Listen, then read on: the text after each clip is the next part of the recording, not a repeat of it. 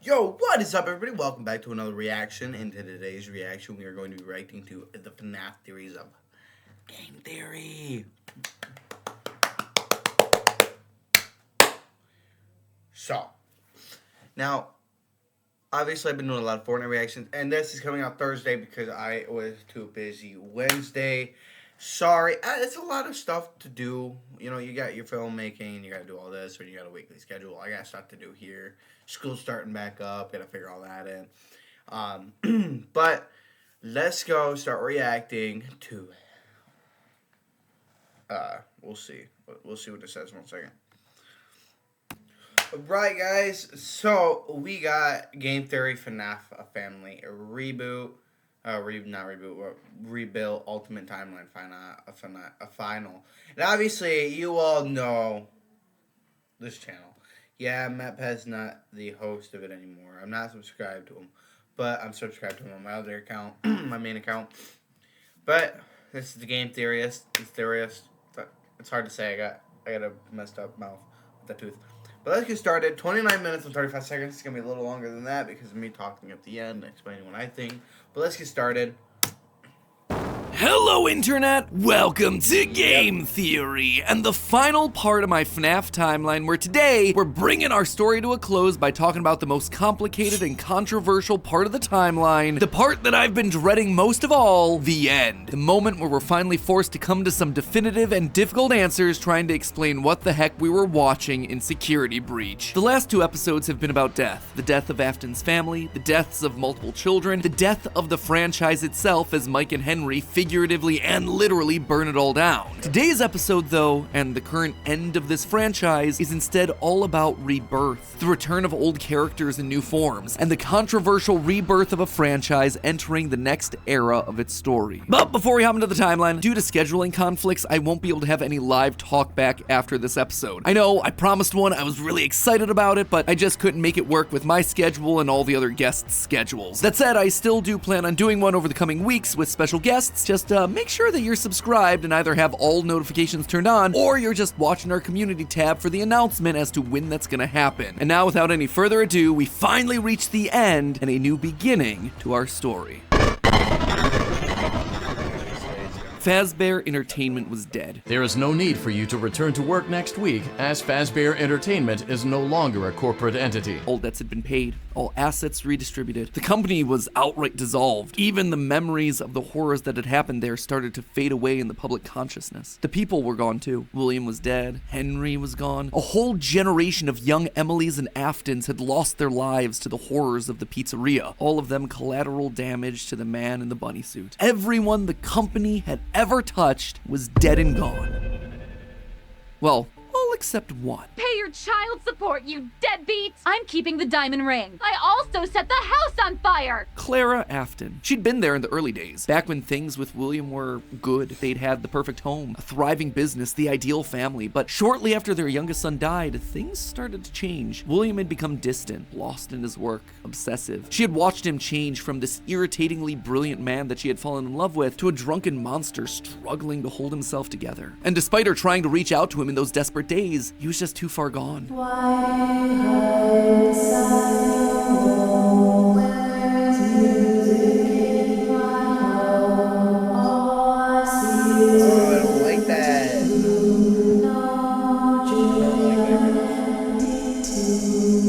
Admit it, you wanted to let me in. For her sake, she had to leave the relationship, and from there she largely faded into obscurity. A mystery from William's past, a footnote in his history, and that was fine for her. She wanted to leave that part of her life behind. She tried to move forward, never wanting to hear the name Freddy Fazbear again, a time defined by mistakes and broken promises. But then, the paperwork started to arrive. As Fazbear Entertainment began to close as a corporate entity, suddenly her mail was flooded with notifications, requests, obligations. She had been there since the beginning, helping William in the early days of his business, and now, as a shareholder and sole living member of the Afton family, all copyrights and trademarks of both Afton Robotics and Fazbear Entertainment passed on to her. Memories of this past life that she had long left behind. Looking at the blueprints, the contracts, the memos, she felt old wounds begin to reopen, the regrets of a happy family that had been torn away from her. William had always been brilliant. That's what had attracted her to him in the first place. But he'd also been too blinded by obsession and pride. He was too jealous, too petty, too unable to actually see a bigger picture. But now, holding the paperwork that contained decades of heartbreak and trauma, she realized it was her turn. She was holding the power. This was her chance. And one thought resonated in her head. I will put them back together. I will put them all back together. She would be the one to rebuild this family, to rebuild the pieces of that shattered life, to reclaim the kids that Fazbear had stolen from her. But how? Looking at William's work now laid out before her, she knew that he had been onto something, collecting remnant, robotic humanoids, digital conscience transference. The pieces were all in place, they were just scattered, fragmented. It was almost like there were too many ideas going in too many different directions. It was such an important idea that she reiterated that point to herself. There were too many ideas going in too many different directions. That said, there had to be a way to save it all. She just needed to put it all back together. But how? To rebuild her family, she would first need to rebuild the franchise that had stolen them away from her. With ownership over the characters, their licenses, the technology patents, and the Fazbear name, she converted the corporation back to an LLC, a structure for smaller businesses that are usually family-owned.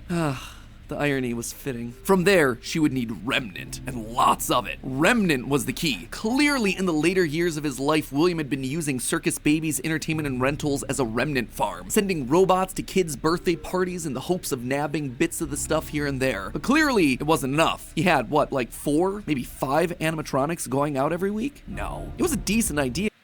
Time to help people customize. Of course we got an ad. I'll be back when it's done. Alright, we're back. But to get the remnant they required, it needed scale. Dozens, hundreds of animatronics all out there, all gathering remnant from unsuspecting customers. But to do that would require help, something William would never ask for. William had kept everything in-house. His obsession with control limited him. Clara, though, she wasn't nearly that precious. A plan like this required partners, people outside of Fazbear to do the heavy lifting. So she contacted a mid-sized delivery company, DLZ Shipping Solutions, to help build replicas of all the original animatronics. And with meal delivery apps being all the rage, why not an animatronic delivery service? Order one to celebrate your birthday, your Halloween party. How about a 4th of July picnic? We'll invite Liberty Chica and 4th of July Freddy on over. She would make sure that they made skins for every occasion. Chocolate Bonnies for Easter, Shamrock Freddies for St. Patrick's Day, Dia de los Muertos Chicas. And thus, the Fazbear Funtime service was born. That's right. With the Fazbear Funtime service, you'll never be alone again. You'll always have someone watching your back. Was it ridiculous? Absolutely. Was it a sellout? Pff, no doubt. It was What was that? I don't know. Don't open the door. Oh, okay. Oh, zoom back into this.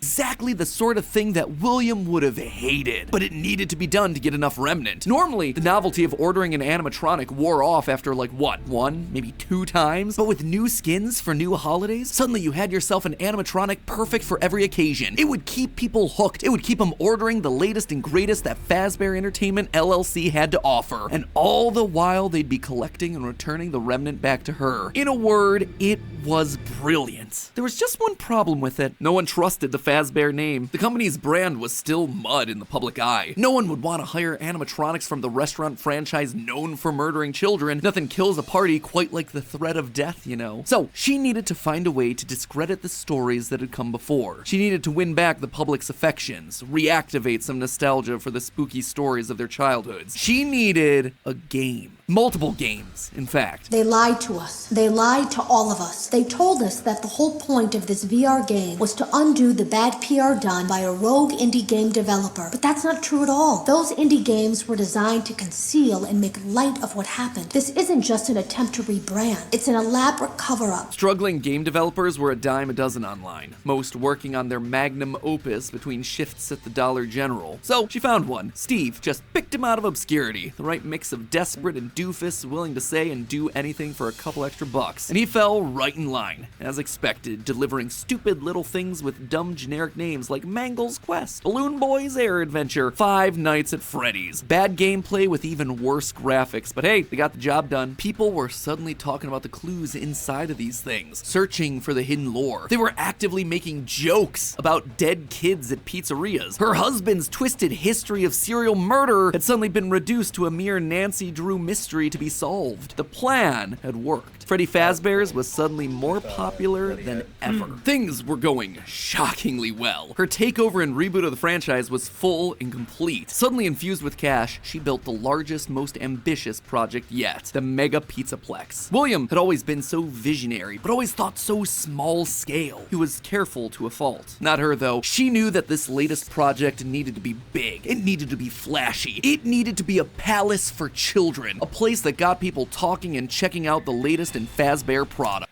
Speaking of the Pizzaplex, I am going to get FNAF Security Breach on my Xbox for the gaming channel. So make sure when that video comes out, go check it out. I did just recently post on Tuesday for with the video of Gartner Bam Bam Part 2. It was like of the Gartner Bam Bam 2 Part 1. It was gonna be a full gameplay, but you'll have to see. You'll have to see. So with a steady supply of remnant flowing in, it was finally time. The stage was set. It was time to get to her real goal, literally rebuilding a family.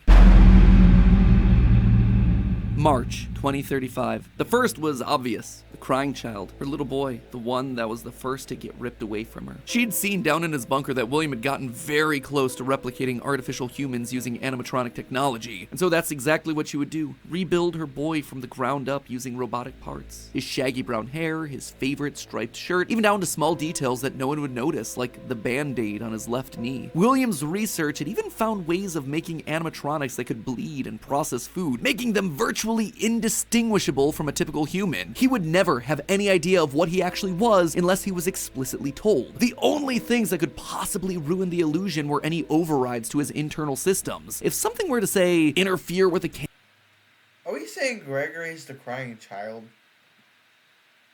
Okay, we'll have to see. We'll have to see what he says. Cameras that he had in his eyes, or cause some sort of a core reboot to his hard drive, or x-ray his metallic bones, then yeah, he would be exposed. But otherwise, to the outside world, he was just your typical, normal human boy. She worked down in the bowels of the Pizzaplex, giving him life, but it was one thing to build him, it was another to help him remember his identity. He died so young, so early in their history that there was no preserved memories for him, no documentation that she could just download into his digital brain. So bit by bit, she trained him, forcing him to remember who he was. In a corner of the room, she even made a makeshift dinner table, a reminder of their happier days. The family recreated: 2 brothers, a sister, a father, and the mother at the head of the table. The one in charge, the one in command, the one bringing all of this to fruition. But his progress was admittedly slower than she would have liked. At first, he could only communicate through simple ones and zeros, then rudimentary drawings and crude letters. But bit by bit, images of his past life started to come through. Balloons, colors, houses, bears and faces, birthday parties. All for me. Gregory was alive. As the robot boy embraced her, she felt a warmth that she hadn't in decades. This was the joy that she'd been working towards. This was what it was.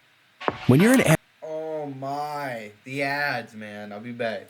Alright, guys, we're back. For her son, back in her arms again. The plan was working. She had to keep going. Next was William. If the family was truly going to be put together, she would need him. And she knew exactly where he was, in the ruins of that old Freddy Fazbear's pizza place where Henry had trapped him. In fact, that's specifically why she insisted on building the Pizzaplex there over the sinkhole. It was the best place to hide what her true intentions were with the entire operation. Digging through the wreckage, she found him. He was right where she thought he'd be. Seeing the putrid shell of the Springtrap suit, though, was not something she was prepared for. The rotting corpse of William Afton was disgusting. Scorched flesh fused into the fur lining. Hollow black sockets where eyes once were. A smell that reeked of burned carbon and bloody iron. He was no longer flesh. It was just the tangled sinews of a creature that was once called human. How far this brilliant man had fallen. It was clear that her work was cut out for her on this one. Afton was practically lifeless. The man may not have been able to die, but he was about as close as you could come. And his body would need a lot of reconstruction. Replacement arms and endoskeleton reinforcements were the top priority, maybe pulled from their new line of glam rock animatronics. She'd have to see if they had any spare Bonnie parts lying around that they could steal. In the meantime, though, she threw the husk that was once puts her husband into a life support pod infused with aerosolized remnant to help keep him stable. But more important than recovering his body was recovering his mind. In his current state, he was comatose, an empty shell. Severe brain damage starts at temperatures over 108 degrees Fahrenheit. 42 degrees Celsius, and years of repeated fires had burned his brain to goo. Gone was the brilliant, frustrating mind that had drawn her to him in the first place. But she had a plan. Unlike her darling boy Gregory, Afton had found ways to record his consciousness. Fundamentally, the brain is only a series of electrical connections after all, so why couldn't you replicate that in the form of a standard circuit board? In essence, you could create a digital consciousness. And one thing she knew about William, he was nothing if not cautious. A planner, someone who had backup plans to his backup Like I said, plans. this is And crazy. sure enough, there it was, buried in piles of old animatronic CPUs, a record of Afton himself. But she needed someone to test it. Someone was definitely here during the night. It had to have been the client. I mean, they sent us that stuff in the first place with no explanation, told us to scan it, said it would expedite the process so we wouldn't need to program any pathfinding ourselves. Unlike the other games that she'd paid to have made in the past, this one had a different purpose. This wasn't about PR, it was about getting William back up and running, spreading his virus to the masses. You acknowledge that Fazbear Entertainment is not responsible for accidental digital consciousness transference, real-world manifestations of digital characters. She hired a new developer, Silver Parasol Games, to scan the boards and bring her husband into the system. And because of the immersive nature of VR, William's consciousness would be able to merge with the player, giving him a new body, a new agency. There was just one complication. Afton's hold wasn't as powerful as she had hoped. He wasn't able to gain complete control. The first trial run, Jeremy, was so desperate to escape from his grasp that he sliced his own face off with a paper shredder. Messy. Afton's followers were reluctant, to say the least. But it was the second attempt that looked like it had the potential to kill two birds with one stone. Enter Vanessa. Mrs. Afton wanted a surrogate daughter. Her darling Elizabeth would have been a young woman at this point if she had lived. And Clara wanted someone who wasn't Elizabeth but could be just like her. Could she have just rebuilt her like Gregory? Sure, but she decided against it because she wanted an actual human mother-daughter connection. Well, that, and it would be redundant and narratively unsatisfying to have two robot kids in the same family. What could she say? William had put a lot of tools on the table for her to use, and she was planning on using them all. Plus, Elizabeth had always been so loyal to Daddy. It was time to give her a second chance, a true choice. And Vanessa seemed to be the perfect candidate to fill the role. Your dad's name was Bill? Your dad didn't play fair, did he? He used to make your mum look bad in court. He manipulated you. I know your mum after she lost the custody case. I was supposed to be a good girl. She started as a QA tester at Silver Parasol Games, the VR game development company that was part of her plan to bring back William. But more importantly, Vanessa checked all the correct boxes. Right age, blonde, green eyes with a fondness for flowers and the outdoors. In many ways, it was her daughter all over again. Except it wasn't just looks and personality. What really mattered was Vanessa's mind. Underconfident, coming from a broken home, motherless, able to be manipulated. Yes. She would do nicely. She would be the one to save dear old Daddy, just as the real Elizabeth would have wanted. I will make you proud, Daddy. While testing the VR game, William's digital consciousness merged with Vanessa. Oh sure, she fought, fragmenting Afton's code into a series of tapes hidden across the game, trying to do web searches to regain control over her life, but it wasn't enough. She was weaker than Jeremy. She was a thrall that, despite occasional moments of lucidity, had to obey. And with Vanessa, it was a 2-for-1 deal. She was getting a daughter back, while also bringing her husband one step closer to reactivation. She just had to make sure that Vanessa was headed the right way. The reborn Gregory was an expert hacker, part of the benefits of being an Afton and a robot, so Clara had him keeping tabs on Vanessa, hacking into her emails and trailing her therapy sessions to ensure the future Elizabeth was falling in line. If any of the therapists started to ask too many questions, they were promptly dismissed from their positions. And while Gregory kept tabs on Vanessa's personal life, Mrs. Afton made sure to clear a path for her professionally. With Silver Parasol's collapse at the hands of the Anomaly, she then had the possessed Vanessa bring the contaminated circuit boards to DLZ shipping and the Fazbear Funtime service. More glitches, more Remnant, more Afton. But it was her last move that was the best. In a true masterpiece of poetry, she brought Vanessa over to be Chief Security Officer at the Pizzaplex. A true family tradition to don the hat and badge message, and all it took was a recommendation from the top as well as some emails marked for deletion. Sure, Vanessa didn't have relevant experience for the job, but when it comes directly from the CEO, does it really matter? Husband, son, daughter. A corpse, a robot, a human. All that was left was Michael. Poor, troubled Michael. The boy that killed her youngest. The one that would spend years trying to make his guilty conscience right again. A self-professed protector. While she knew she needed him to complete the family, something told her that the problem had already solved itself. Something had shifted when using Glamrock Freddy to excavate the buried pizza place. I have been here before. I found myself for the first time when I cleared the path. I have changed. My friends are here, but I can protect you.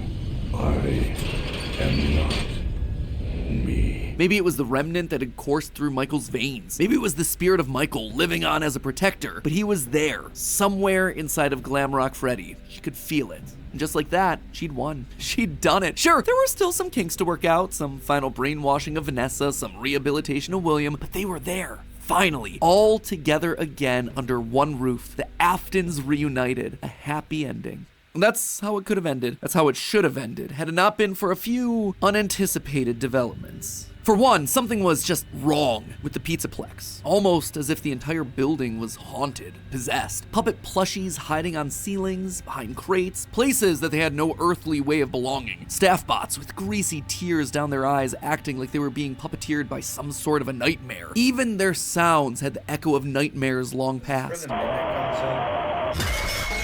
It was as though a guardian spirit of the past refused to move on. As long as her husband was around, it too would linger. Only now, it wasn't just in one body, but it was in the essence of the building itself. She had seen stories of houses built on burial grounds getting possessed by angry spirits, but she'd never assumed that it could be real. Then again, in a world of living spirit metal and mind-controlling glitches, who was she to be so judgmental? The whole thing was ridiculous. Why would this be the line that she refused to cross? After all, the Pizzaplex was built over the burial ground of angry spirits, but it was the power cords that finally convinced her that something was wrong. Suddenly, these cords were striped black and white, like the security puppet from generations ago. The very foundations of this place, the materials and wires that constituted it, were rebelling against her, against the Aftons, against the quest to bring them all together again. And it was being helped by something else, something slithering through the building. Maybe they were connected, she couldn't be sure, but a blob of living wires could be heard oozing through the walls, stealing pieces and parts of the old animatronics showcased in Rockstar Row. She could only assume that it was a byproduct of all the remnant they'd been collecting. From Afton's testing, she knew that both light and dark remnant existed, one of positive emotions and the other created from anguish, anger, agony. Perhaps this thing was an amalgamation of all the darkest parts of the pizzeria's history, a collection of the hatred still housed inside these defunct endoskeletons and exosuits. As long as it was left alone, it seemed to be harmless. But if any Afton outside of Michael got too close, it would lash out wildly. Even young Gregory, looking to punish the family that had been complicit in its horrible creation. Little did she know, though, that Gregory should have been her biggest concern, that bringing the family together would have some unforeseen consequences. Gregory was normally the goodest of boys. She had literally built him that way. But lately, he'd been disappearing more and more often, disobeying her orders, requests. She knew that he loved playing on the arcade machines once the Pizzaplex closed, being so good as to top the leaderboard on practically all of them. But lately, he was nowhere to be found. She suspected his absence had to do with Glamrock Freddy's failed performance the other night, when he malfunctioned live on stage. Almost as though the core programming of Freddy responded to seeing this rebuilt small boy. Almost like it awakened something inside of him. She'd have to make sure that Vanessa was on the lookout for him. But she'd soon come to learn that Vanessa wasn't enough. Whether it was the influence of the nightmare puppet or a reawakened hatred of animatronics seated deep in Gregory's code, something had caused him to rebel, to rip apart each animatronic in the Pizzaplex. Bit by bit, this boy was tearing down the empire that she'd so painstakingly built, freeing Vanessa from her mind control, destroying the remains of Afton in the basement, setting Glamrock Freddy loose. As her carefully created world crumbled around her one more time, she began to plot her revenge. She would have to bring them all to ruin. And there you have it, my friends, nearly a decade in the making, my FNAF timeline for where the franchise is here in 2023, the year of Fazbear Frights, by the way. As always, it wouldn't be right for me to finish without going over some of the more controversial takes that I just handed out. I think we can all agree that this part of the timeline was always going to be the hardest, so let me just break down some of the major points. First of all, Oh my, with the ads, dude. The biggest swing of this episode, and obviously the one that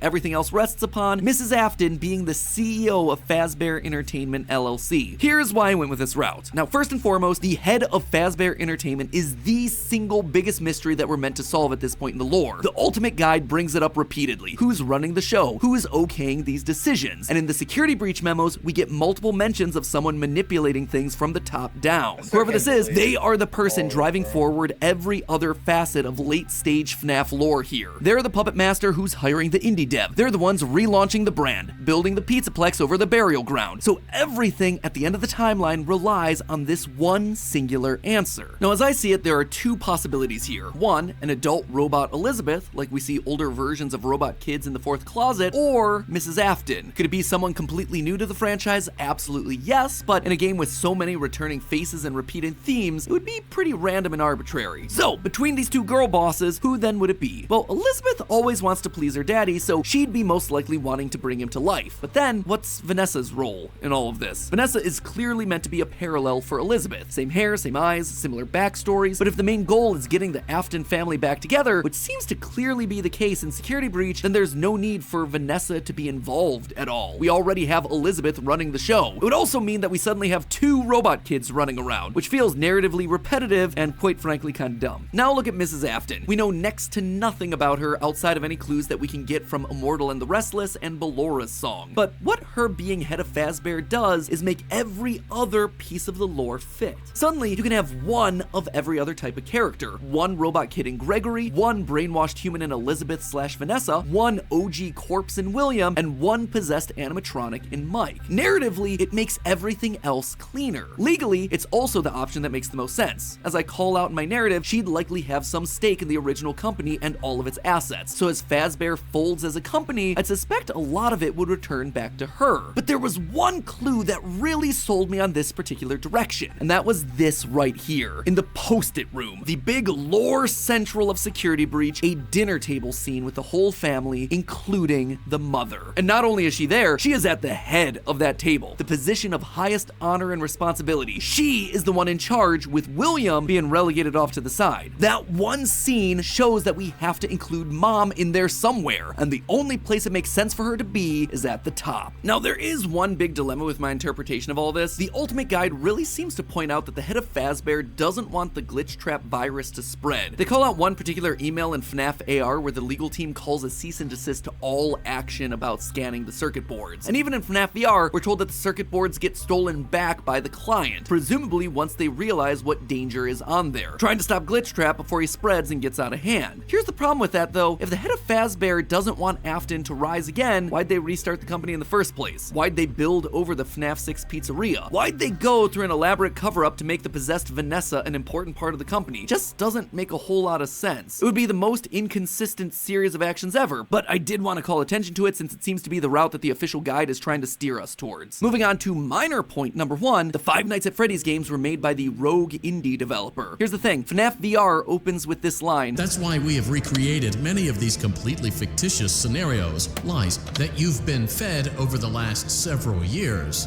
into a hilarious VR game. It's recreating the lies told to you by the indie developer, and since Help Wanted has direct recreations of FNAFs 1 through 3, it means the games must be part of the fabrications that this developer made up. Also, all of this is heavily implied in the story of the same name, Help Wanted and Tales of the Pizzaplex, hence FNAF 1 through 3, canon games within the lore of the series. Big swing number two, the elephant, or ghost in the room, Charlie infecting the Pizzaplex. John from the channel FNAF has made some great findings about Charlie's influence over the Pizzaplex. The cables that looked like the striped arms of the puppet, the Nightmarion plushies that you find hidden across the Pizzaplex in weird places, the staff bots with creepy smiles and in your dreams written on the front, all of these things scream puppets. Plus, with the puppet mask not having tears in the blob, seems to imply that Charlie's spirit exists elsewhere. She is still in play, and she has an important role, especially in Gregory's Post-it room. The doors to the Post-it room in the game's code are called Charlie doors, and inside we see a bunch of lit up nightmare staff bot heads. Suspicious, to say the least. The channel ID's Fantasy did a great theory looking at the post-it notes, concluding that the crying child / Gregory isn't alone in this room, but rather might be communicating with someone. A spirit, Charlie. Charlie's spirit seems to have pulled a poltergeist. Instead of controlling one thing, she's affecting a lot of little details, foundational elements of the Pizzaplex. And this isn't the first time that we've seen this in the franchise either. We've seen spirits communicating with people through physical writing in the survival logbook. So we know that this is an established means of spirit communication within this franchise. And I suspect that to some extent it might be Charlie's influence making Gregory go haywire.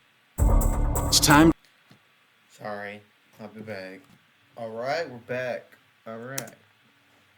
Which brings me then to my final and probably biggest controversy in recent FNAF history, Gregory as Patient 46, the evil robot mastermind. Now, I know when I first came out with this theory a year ago, people were mad. But here's the thing, you don't have to take my evidence points for it anymore. The recent Tales from the Pizzaplex story, GGY, basically goes and just outright proves it. In GGY, we find out about a boy named Gregory who's getting all the high scores in the Pizzaplex arcade machines. When therapists start to go missing, it's confirmed that GGY is the one that's working to bump them off. And when animatronics start getting corrupted by a mysterious glitch, GGY's letters are found inside the code. He even chooses the code name Dr. Rabbit, for crying out loud. But obviously by the time of security breach, Gregory is working against Burn Trap, Vanessa, and the animatronics. Why? How? Well, it's not really clear. I tend to believe that something must have happened to cause him to either lose his memory or be reset in some way. Maybe it was Charlie talking to him in his post-it room, maybe he hit his head, maybe it was the connection that he made with Mike on stage in Glamrock Freddy. Not exactly sure, and I don't think we have enough clues to solve any of it yet. But it makes sense from a story perspective why he'd start off evil on Afton's side and then switch to trying to destroy him and not knowing who he is in Security Breach. And with that, my friends, I'm wrapping this thing up. Congratulations, we are on page 40. 22,000 words of FNAF, baby. Practically just wrote myself a Tales of the Pizzaplex short story. Have I answered everything? No. Does everything fit cleanly? No. But does it feel like the best and most cohesive narrative for all these characters that addresses most of the evidence we're given? Yeah, for me, honestly, it really does. And let's be honest with ourselves, the DLC will probably come out later this year and prove me completely wrong. Wouldn't be the first time. Then comes the movie, whatever, my descent into madness continues. But regardless, I am so proud of this. This was a massive undertaking, and I'm so proud of our editors who have just destroyed the editing across all 4 of these installments. You guys are the best. Thank you for pushing through on 20+ minute uploads. You are unreal, and your talent is unrivaled. I'm so lucky to work with you guys every single day. And like I mentioned before, keep an eye on the channel for an announcement regarding a talkback live stream with some special guests. Was I right? Was I wrong? I want to hear your feedback, so that one's coming up soon. And with that, my friends, we can finally rest. I can leave the demon to its demons with one final reminder that it was all just a theory. A game theory! Thanks for watching. Ruining your childhood since 2011. Thank you guys for watching this. I appreciate it. Like I said, this is crazy, and obviously, it's just a theory. A game theory. Now listen, obviously, my pet has retired recently, but go check out the channel. It's still a really good channel. But yeah, I'll see you guys on the next one. Peace!